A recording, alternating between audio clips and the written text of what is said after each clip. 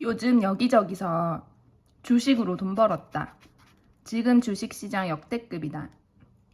이런 말 정말 많이 들리죠? 일개 전업주부인 저도 방구석에서 딸깍으로 대기업 연봉을 벌었어요. 주식에 관심도 없던 제가 어떻게 이런 수익을 낼 수 있었는지, 그리고 저 같은 초보가 주식시장에서 절대 잃지 않고 돈을 복사할 수 있었던 진짜 비결이 무엇인지 오늘 아주 솔직하게 털어놓을게요. 채널 고정해주세요. 사실 제 첫 투자 기억은 20년 전도 더 전인 2000년대 초반 사회초년생 시절로 거슬러 올라갑니다. 그때 제가 첫 직장에 입사했을 때도 지금처럼 비슷하게 난리가 났었어요. 다만 그때는 주식이 아니라 펀드 광풍이었죠. 그때는 미래에셋 같은 회사들이 엄청 커지면서 광고도 엄청 하고 펀드 안 하면 바보 소리 듣던 시절이었어요. 사회초년생인 저도 안 하면 나만 바보 되는 것 같고 주위에서 다 하니까 증권사에서 권유하는 대로 그냥 월급을 펀드에 덜컥 넣었죠. 그런데 거짓말 안 하고 제가 넣자마자 수익률이 마이너스로 곤두박질 치더니 당최 오르질 않더라고요. 그때 아주 뼈저리게 깨달았습니다. 아, 남들이 다 좋다고 떠들고 누구나 다 뛰어드는 곳에는 진짜 돈이 되는 게 없구나. 그때 크게 현타가 와서 그 뒤로는 주식 투자 이런 거는 쳐다보지도 않았어요. 근데 웃긴 건 그 20년도 더 된 펀드를 제가 아직도 안 빼고 가지고 있거든요. 사실 통장도 없고 카드도 없고 아무것도 없어서 까먹고 있었는데 은행에 이렇게 자산 모아주는 기능 그걸 해놨더니 거기 있더라고요.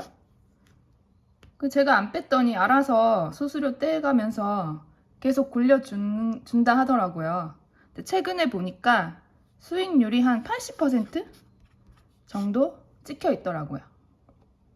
근데 80%라고 하면 되게 높아 보이지만 뭐 원금이 끽해야 뭐 몇백이고 무엇보다 20년을 갖고 있었잖아요.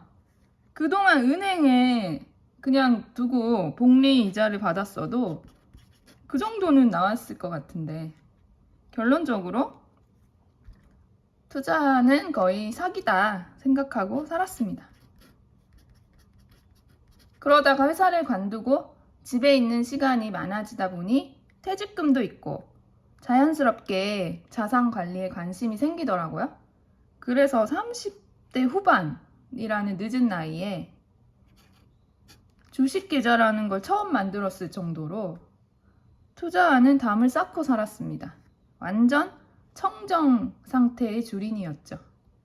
하지만 주제에 저만의 곤조가 있었습니다. 나는 차트나 미래 예측 같은 거 공부 안 한다. 주식 한다고 하면 밤새 차트 공부하고 그리고 그걸로 앞날을 예측하려고 하잖아요. 근데 저는 그게 아무 의미 없다고 생각했거든요. 왜냐면 당장 내일 무슨 일이 일어날지 아무도 모르는데 갑자기 뭐 코로나 같은 팬데믹이 터질지 대형 악재가 터질지 그걸 어떻게 우리가 예측하겠어요. 그거는 통제 불가능한 일이고 언제든지 일어날 수 있는 일인데 그걸 맞추려고 애쓰는 게 시간 낭비 같았어요. 그리고 차트라는 것도 결국 과거의 데이터를 잘 그려놓은 결과물일 뿐이잖아요. 이렇게 됐다고 해서 앞으로도 똑같이 일어나지는 않는다. 그렇게 생각해서 가성비 안 나오는 일에 시간을 쏟고 싶지 않았습니다. 그래서 저는 그런데 주식은 하고 싶으니까 완전히 주린이다운 방식으로 접근했습니다. 일단 초보니까 코스닥 잡주나 테마주 이런 거는 쳐다도 안 봤습니다. 우리나라가 망하지 않는 한 절대 안 망할 주식. 망하면 다 같이 망하니까 억울하지는 않을 주식. 즉 무조건 1등 우량주만 사기로 마음먹었습니다. 그게 바로 삼성전자였죠. 당시가 코로나 지나고 주식시장이 한창 불타올랐다가 폭락했다가 다시 약간 고점일 때였어요. 저는 잘 모르니까 증권사 앱을 이거저거 보는데 근데 메뉴가 많은데 거기에 시총순으로 수익률을 검색하는 메뉴가 있더라고요. 그래서 시가총액이 큰 순서대로 최근에 제일 많이 떨어진 주식. 저는 그렇게 검색해서 그 순서대로 샀습니다. 그렇게 삼성전자랑 현대모비스 그리고 땡땡땡을 샀습니다. 그렇게 저는 8만전자에 탑승하게 됩니다. 그런데 역시나 제가 사자마자 오르기는커녕 끝도 없이 내리기만 하더라고요. 삼전도 6만원대까지 떨어지는 거를 봤던 것 같아요. 5만원대까지 내려갔었나? 현대모비스는 말해 뭐하냐면 모비스가 아니고 묘비스였습니다. 계좌는 계속 파란불이었죠. 그리고 앞에서 말한 땡땡땡이 뭐냐면 바로 네이버입니다. 다행히 그때 무슨 초기 발동했던지 비중은 아주 작습니다.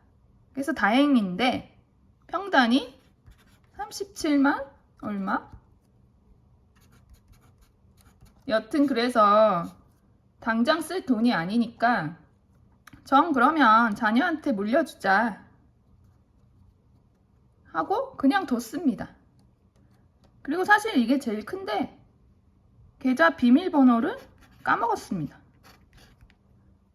매일 들여다봤자 파란불만 켜져 있으니까 보기도 싫고 비밀번호도 기억이 안 나는데 찾으려면 복잡하길래 귀찮아서 그냥 앱을 삭제하고 그냥 둔 게 5년? 6년? 넘은 것 같아요. 그러다 최근에 난리가 났길래 비번을 찾아서 계좌를 열었더니 4배가 되어 있더라고요.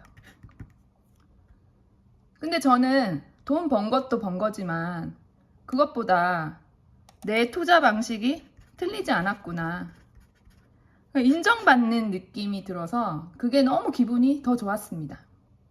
그렇게 오랫동안 안 팔고 가지고 있던 나 자신 특급 칭찬해. 이렇게 수익을 내고 나니까 제 투자 방향에 확신이 생기더라고요. 역시 우량주 장기 투자밖에 없구나. 답답하고 지루해 죽겠지만 우량주를 떨어질 때마다 분할로 모아가면서 주식 수를 늘리는 데 초점을 두고 팔지 않는 것. 이게 저의 결론이었습니다. 여기까지 들어주신 분들을 위해 보너스로 팁을 하나 드리자면 제 친구 중에 증권사에 다니면서 주식으로 오랫동안 쏠쏠하게 돈을 버는 전문가 친구가 있거든요. 그 친구가 알려준 건데요. 바로 공포 탐욕 지수입니다. Fear and Greed Index. 이게 지금 주식시장이 과열된 상태, 그러니까 탐욕 상태인지 과매도 상태, 공포 단계인지 보여주는 지표예요. 제 친구는 다른 차트 같은 건 복잡하게 안 보고 무조건 시장이 극도의 공포 요 단계에 진입했을 때만 주식을 산다고 하더라고요. 그래서 좋은 팁인 것 같아서 제가 하나 드렸습니다. 이렇게 제 솔직한 주식 이야기가 도움이 되셨다면 구독과 좋아요, 알림 설정까지 부탁드리고요. 여러분의 성공 투자를 응원하겠습니다. 그럼 영상 시청해 주셔서 감사합니다.